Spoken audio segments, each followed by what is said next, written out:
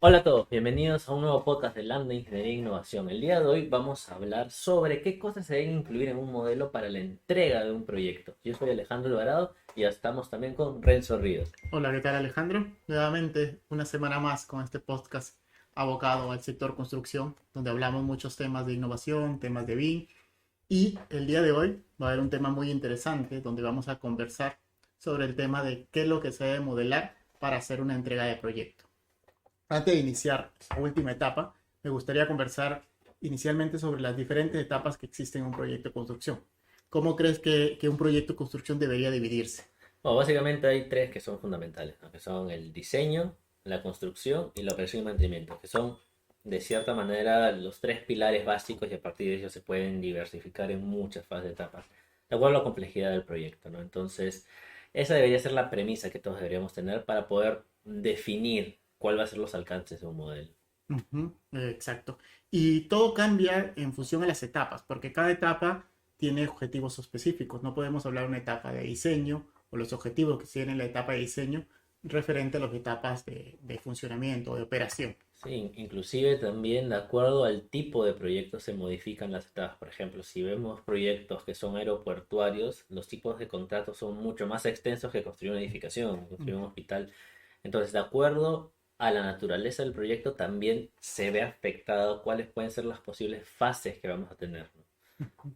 Y referente a los recursos que debería haber para el tema de modelado, porque si nosotros queremos llegar a un modelo que funcione para entrega o para as-built, se tendría que hablar mucho del detalle que necesita. Y ese detalle tiene que ver mucho con el tiempo y los recursos que debería haber. ¿Qué es lo que piensas sobre la cantidad de recursos que va a haber un proyecto? ¿Crees que todo el equipo BIM, haciendo de que por especialidad haya uno o dos modeladores, debe estar desde el inicio o debería haber un cronograma de entrada de No, recursos? debería haber un histograma, tener planificado claramente cuáles son los hitos del proyecto y a medida de tener esos hitos ir programando la cantidad de personas, porque podemos necesitar en el pico más alto 100, pero no los 100 van a estar desde un inicio, ¿no? Un proyecto realmente lo base es que nazca un anteproyecto, que es la idea, la conceptualización del proyecto, una ingeniería básica y luego viene la ingeniería de detalle, donde ahí se va a tener todo el esfuerzo. Y de ahí viene construcción, que es otra etapa donde ahí normalmente se incluyen mucho más recursos. Entonces, hablamos de que hay una definición de cada una de estas etapas y en función de estas etapas nosotros podríamos conversar sobre a qué nivel de detalle queremos llegar.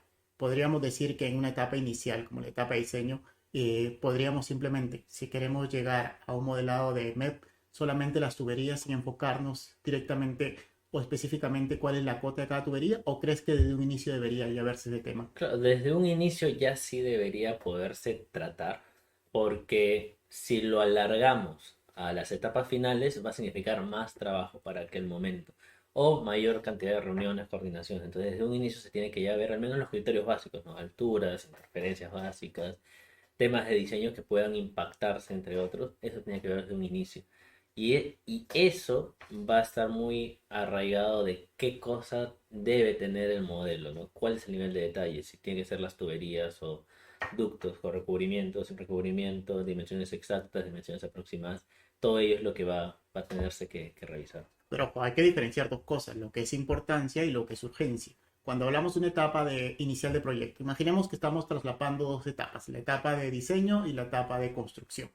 Sería un poco gasto de recursos enfocarnos en saber las cotas exactas de las tuberías cuando lo inicial sería tanto estructuras como arquitectura, o crees que sí deberíamos gastar un poco de recursos en ya ir replanteando dónde van a estar las tuberías? Es que si tú no evalúas las alturas de tuberías, es como que estarías luego comprometiendo posiblemente la estructura por el tema de las vigas. Al Ujú. final, cuando tú haces la arquitectura y la estructura, si cuesta han definido cuál va a ser el volumen, el espacio donde vas a tener todas las instalaciones, pero ese falso cielo raso luego va a llegar un momento en que ya no lo puedes bajar más por temas Ujú. normativos. Entonces, de cierta manera, se tiene que evaluar desde un inicio estos aspectos. Quizás no todos, Claro. pero sí las de mayor dimensión o las que no tengan tanta posibilidad a modificarse, por ejemplo, desagüe o los ductos de aire acondicionado. Esas dos son las más importantes que sí se debería tener mapeado desde un inicio. Vale, te entiendo perfectamente. Iniciando con estructuras de arquitectura como lo más importante y luego también dándole prioridad al tema de MEP, ¿verdad? Y sobre lo que mencionaste sobre los proyectos de una duración mayor, ¿cuál crees que podría ser la recomendación para ese tipo de proyectos? Nosotros estamos acostumbrados a proyectos de edificaciones, donde la duración va del año a 2 años como máximo, y trabajamos y vemos que van a haber unos 3 meses, 4 meses para sótanos y los de nuevo, luego van a ser los meses para superestructuras Claro, y finalmente acabados y MEP. claro, Pero para agropecuarios, que diga, para aeroportuario. aeroportuarios, ¿qué es lo que piensas? Claro, ahora básicamente ahí cambia la percepción hacia el tipo de contrato como tal, ¿no? Normalmente los aeropuertos, por las condiciones que se tienen, es una suerte de un proyecto privado.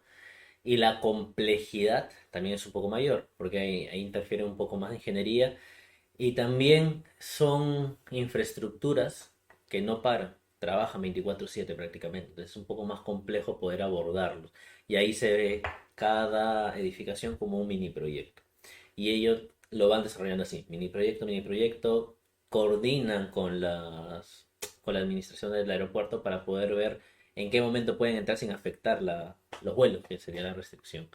Entonces, es importante desde un inicio poder ver todo lo mejor posible del diseño para que cuando lleguemos a la etapa de ejecución sea algo para hacerlo lo más pronto posible. Porque si nos demoramos más, eso va a poder no recaer en mayor plazo, mayor costo, sino recaer en las afectaciones que vamos a tener al usuario final, que es el que viaja, ¿no? Dime, uno podría hablar de que según la tipología de proyecto tiene ciertas especialidades con mayor importancia versus otros. Podríamos hablar, por ejemplo, de lo que sería edificaciones, que estamos acostumbrados a darle importancia a estructuras y arquitectura. En los tipos de proyectos que tú mencionas, por ejemplo, el aeropuerto que sé que estás trabajando, ¿se le da importancia también a arquitectura, estructuras o a MEP, por ejemplo, como podría ser en hospitales? No, y bueno, la diferencia es que ahí se le da más importancia a lo que es civil.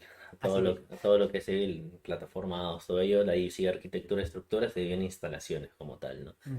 Ese es el nivel de importancia y en cuanto a modelo como tal, ahora sí, nosotros ahí estamos viendo una suerte de anteproyecto, donde sí las exigencias están pidiendo al menos un lot 300, tener las dimensiones exactas En la etapa de en la anteproyecto. etapa de anteproyecto. Más no estamos viendo que sea libre de interferencias, ¿no? Estamos pidiendo que los elementos tengan las dimensiones correctas o las más próximas a los que saben porque se está haciendo remodelaciones. Ya hay ciertas cosas que ya están diseñadas, pero lo que va a ser nuevo, estamos pidiendo tener la dimensión exacta para que cuando entremos a la ingeniería de detalle, el esfuerzo de revisión sea menor. Ahorita nosotros estamos revisando como si ya fuera el producto final y en base a ese producto tenemos la expectativa de que para la etapa final, que son 3 meses más, eh, la revisión sea mucho más reducida. Y estas revisiones, que tiene que ver mucho con el tema de hoy, va enfocado a la revisión del modelo o a la revisión de los planos generados a partir del modelo. Es un trabajo conjunto, tanto revisión de planos, revisión de modelo y también revisión de documentos. Porque de cierta manera, y eso sí he visto en muchos proyectos, es que el documento, la memoria, la especificación dice algo, el modelo representa otra cosa y el plano tiene otros materiales, ¿no? Entonces, es muy importante siempre ir de la mano tanto ingeniería, modelo y también especificaciones técnicas. Esos tres pilares en un proyecto es lo básico porque a partir de eso vas a poder presupuestar, vas a poder medir también la cantidad de recursos que vas a necesitar en un futuro, ¿no? Entonces, tenemos que quizás cambiar el chip y no que todo sea el modelo, sino es una revisión global de todo el proyecto. Claro, pero también podríamos caer en el tema de ambigüedades, que haya información, una información en el modelo, otra información en los planos y otra información en los documentos. ¿Cómo es que se puede manejar o se puede gestionar esa ambigüedad entre diferentes partes? Ya, pero ahorita ya con la automatización y todo se ha reducido bastante el tema de ambigüedad, ¿no? Y más, mejor tú sabes todo lo que se puede hacer a partir de un simple código, ¿no? El modelo va a ser la fuente de información y a partir de él se puede generar todas las especificaciones técnicas. La memoria descriptiva es una descripción de lo que estás haciendo en tu especialidad, ¿no? Ujú. Ahora, ello debería corresponderse y las ambigüedades deberían verse reducidas hoy en día. Si es que existe ambigüedad, es porque no se ha hecho algo o no se ha tomado el detalle por la parte de los profesionales que están desarrollando el expediente, ¿no? Ya. Ahora vayamos, ya que hemos conversado bastante sobre el tema de aeroportuarios, ¿qué tal si regresamos a ver ciertas partidas en la parte de edificación, por ejemplo? ¿Qué piensas sobre el tema del modelado de acero? ¿Debe modelarse el acero en un proyecto o no debe modelarse acero en un Ahí proyecto? así va a depender mucho de cuál es su expectativa como cliente, como consultor. Porque el acero como tal, ya los contratos te lo mandan predimensionado. El contrato es predimensionado. Lo armas la empresa que tú licites para que te dé acero y pagas. Ujú. Hay otro contrato que es por kilogramos. Si lo haces por kilogramos, por el peso, ahí quizás sí sea de mayor valor, porque hay una cierta expectativa a que se compatibilicen los pases, todo, pero es un gran esfuerzo que uno está haciendo, ¿no? Compatibilizar los pases. Entonces, es importante de acuerdo al tipo de contrato que vayas a tener o cómo lo vas a adquirir. Porque ahorita, por ejemplo, la empresa que te va a dar acero normalmente te ofrece modelarlo. Ya ni siquiera es algo que a cuenta propia lo tenemos que hacer, ¿no? Entonces, como yo te podría hacer la pregunta diciéndote el tema de los colgadores para el tema de instalación, que es Ujú. algo que también se está haciendo con automatización. ¿Tú qué tan relevante ves esa incorporación para un modelo? Yo me guío mucho sobre el tema de la estandarización del lot que se define por etapas. Yo no lo modelaría desde un inicio. ¿Por qué? Porque creo que no es necesario a un inicio. Si bien puede repercutir en otras etapas como la construcción, yo lo empezaría a modelar en la etapa de construcción. Entonces ahí empezaría a ver, porque me han pasado muchos problemas que siento de que todo está bien, que no hay ni cruces, se respeta la normativa en temas de distancias entre bandejas o se respeta las distancias mínimas de piso, pero cuando ya se empieza a colocar los elementos, los colgadores sí empiezan a tomar un papel importante, porque se empieza la, la, el colgador de la tubería, por ejemplo, de ACI, termina chocando con la bandeja eléctrica o las bandejas de comunicación. Entonces llegaría la etapa donde sí yo creo que debería modelarse esta Pero parte. ahí, cuando los colgadores los modelas para construcción, esas interferencias que te van a salir por los espárragos, cómo Mm. manejarlo, porque al final es algo que tú lo compatibilizas, no se cruza, pero cuando llegas a obra, el espárrago ya está atravesando un ducto, una tubería y tienes que volver a compatibilizar. Sí, es que la etapa de compatibilización depende mucho del coordinador y el equipo de modeladores. Yo personalmente tengo como ciertos pasos de que yo voy arreglando todo en general y luego yo tengo mi cronograma bien establecido para ver cómo van a ser las etapas o los sectores de liberación. Y antes de ya con suficiente eh, periodo de espera, yo ya puedo liberar ese sector. Claro que yo sé que luego me puede repercutir, Sí. pero con la premura de los proyectos, que no hay muchos recursos como para decir, yo te libero todo esto en una semana o te libero todo en el siguiente mes, se tiene que ver cómo es que distribuye estos recursos para ir liberando las partes específicas que se van a construir. Y en el tema del LOT, que es algo fundamental quizás en todos los que trabajan con modelos, ¿cuál es el nivel que tú recomendarías para saber que tu proyecto vas a poder hacerlo bien o te va a dar la información suficiente y necesaria? Es que yo creo que en esta parte del log estamos muy equivocados con lo que estamos pensando de que debe ser totalmente cerrado y cuadrado con lo que se pide. Lo que debemos hacer es tratar de ver cuáles son los objetivos en diferentes partes del proyecto y en función a esa parte específica, la necesidad que se tiene, empezar a modelar.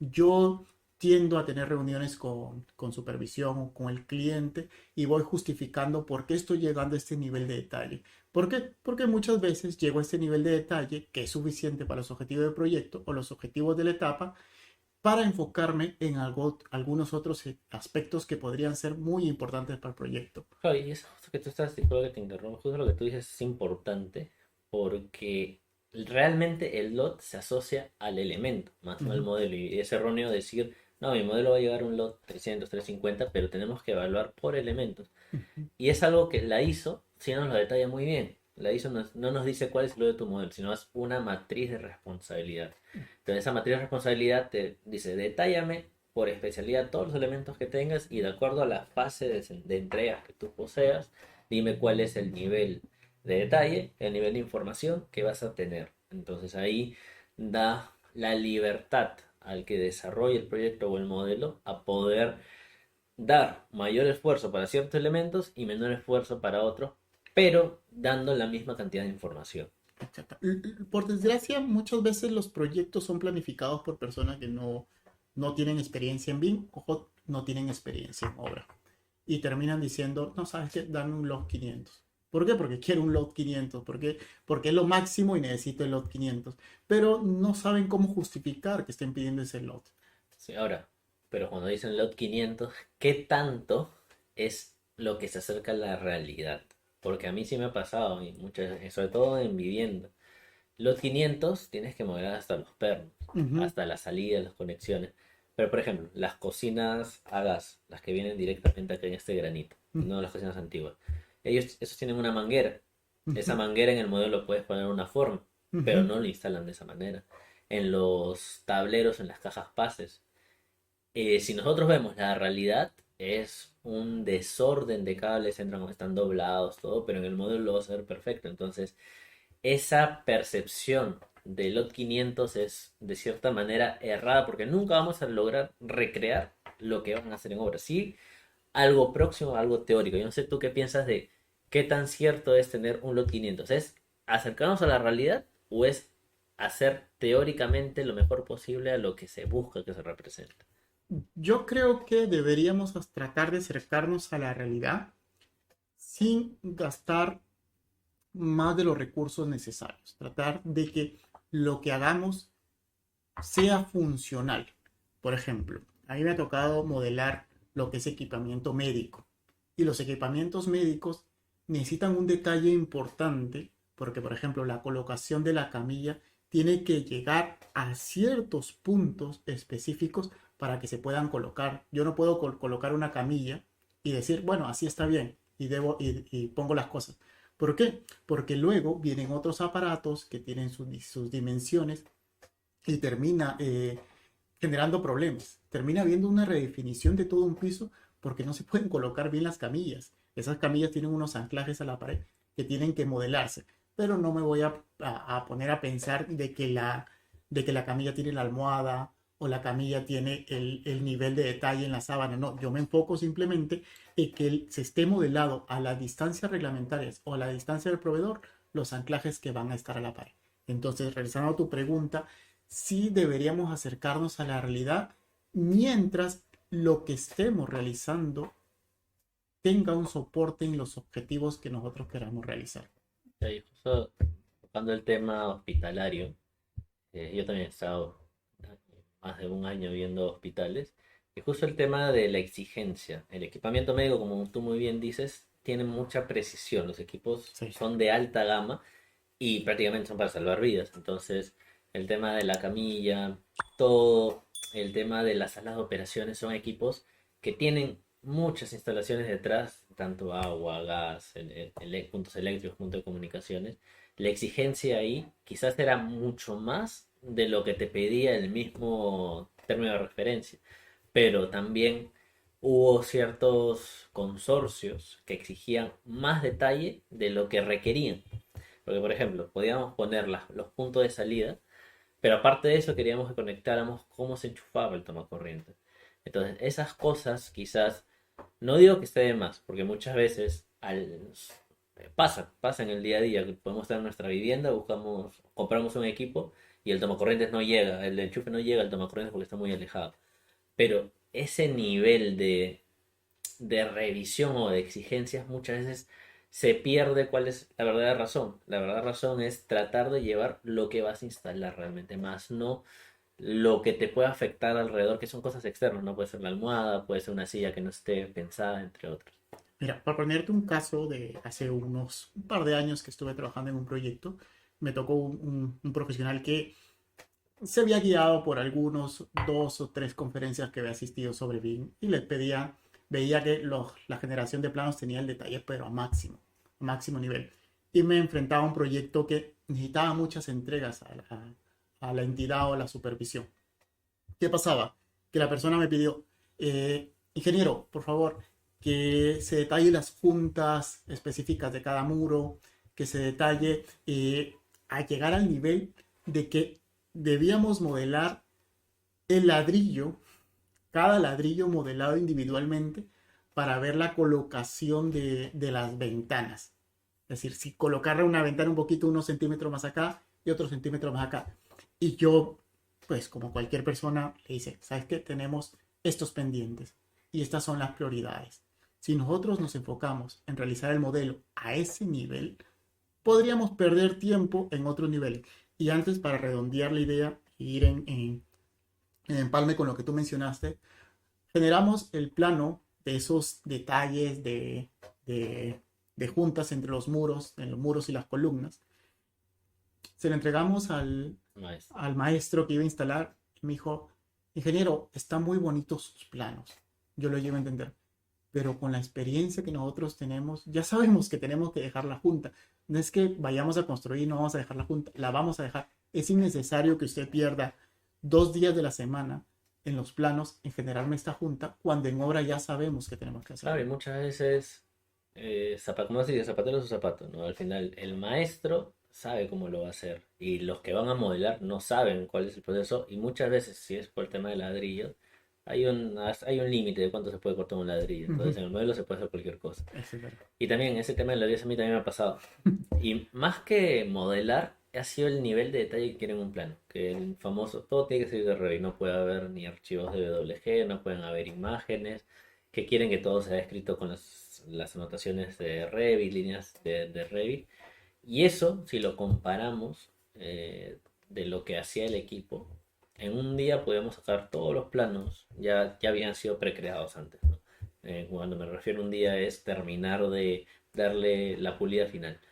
Pero si ellos esperan de que todo juegue en Revit, me podía tomar tranquilamente unos 4 o 5 días hacerlo, porque en Revit no es maleable a ciertas limitaciones. Tiene ciertas limitaciones, no es AutoCAD. El AutoCAD es Exacto. mucho más fácil para hacer planos, ¿no? Entonces el Revit está pensado para otras funciones como base de datos más.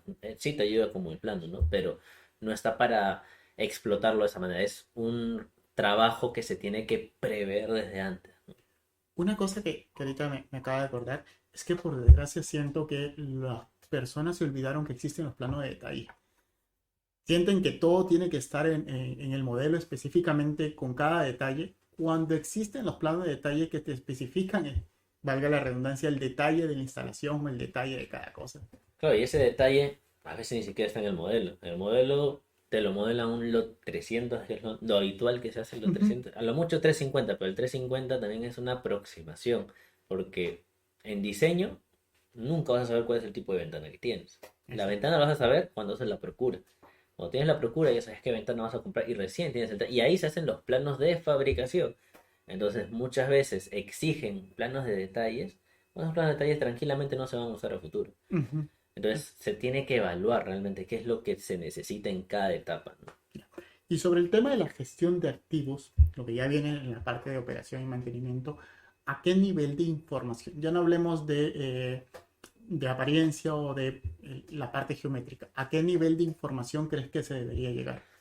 A nivel de información, y eso sí lo he visto en el tema hospitalario, sí tienes que tener lo máximo posible. El estándar general que existe es el COVID. El COVID Ujú. tienes una infinidad de parámetros que muchas veces no se ven ni en diseño ni en construcción. Ya lo ves cuando la empresa que va a administrar lo hace.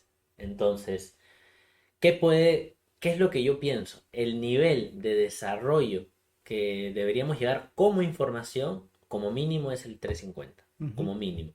Y tenemos que también tener previsto la cantidad de datos que puede requerir el mantenimiento, ¿no? En el mantenimiento siempre sabes cuáles son las nociones principales.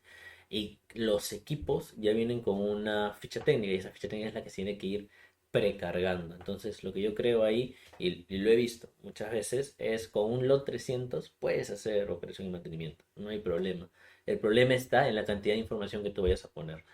Ahora, sin irnos muy lejos, ninguna empresa que hace operación y mantenimiento eh, usa un software que sea compatible con Revit. Muchas veces son software propios. Ujú. ¿Y qué van a hacer ellos? Usar base de datos, usar un simplex. O sea, en el Revit no le importa si está bien modelado, si es un cubo. Mientras ese cubo tenga toda la información, ellos van a saber qué hacer. No durante muchos años han trabajado sin modelos y ahora que tienen un modelo, solamente le va a ayudar a ver cuál es el equipo, dónde está, pero la información es lo que importa. Ese es un excelente tema para nuestro próximo podcast, hablar sobre la interoperabilidad, los software existentes en el mercado y los software propios de cada empresa. No todas las empresas manejan igual los proyectos. Pero eso va a ser para un próximo software, para un próximo podcast, disculpa. Finalmente, despídete diciendo cuáles son las conclusiones de este podcast. Al final, las conclusiones van a ser básicas, eso lo hago acá. Van a ser clásicas o básicas. Necesitamos siempre saber qué etapas vamos a trabajar, qué tipo de proyecto es, qué es lo que buscamos representar y finalmente a quién vamos a notificar. Si al final estamos haciendo un proyecto propio y nosotros somos los que vamos a gestionar esa información, quizás necesitemos menos información de la que se busca. Pero si vamos a hacer un proyecto para el Estado, quizás ellos requieran mayor información. Y si vemos desde operación y mantenimiento, tenemos que también ahondar quién va a ser el usuario final. Ese usuario final es el que nos va a definir cuál es la expectativa que el modelo va a tener. Y esos son los pilares básicos que nosotros debemos tener para saber qué incluir en un modelo. No, no quiere decir que si incluimos hasta el último perno, el modelo va a ser eficiente. A veces con menos hacemos más. Yo me despido finalmente diciendo de que nos enfoquemos mucho sobre el objetivo del proyecto. ¿Cuáles son los objetivos que verdaderamente necesitamos en cada etapa del proyecto? En función a eso, nosotros debemos defender la idea qué es lo que se debe modelar y no se debe modelar. Recordemos también que los programas que existen en el mercado, si hablamos de Revit, no está con la mejor optimización para que puedan funcionar en todas las computadoras. A mí me ha tocado modelar hasta el último detalle, pero al final termina sin funcionar en diferentes computadoras. Me gustaría despedirme con eso. Bien, y eso ha sido todo por ahora. Muchas gracias por haber visto todo este podcast y ya nos vemos para el siguiente. Hasta luego.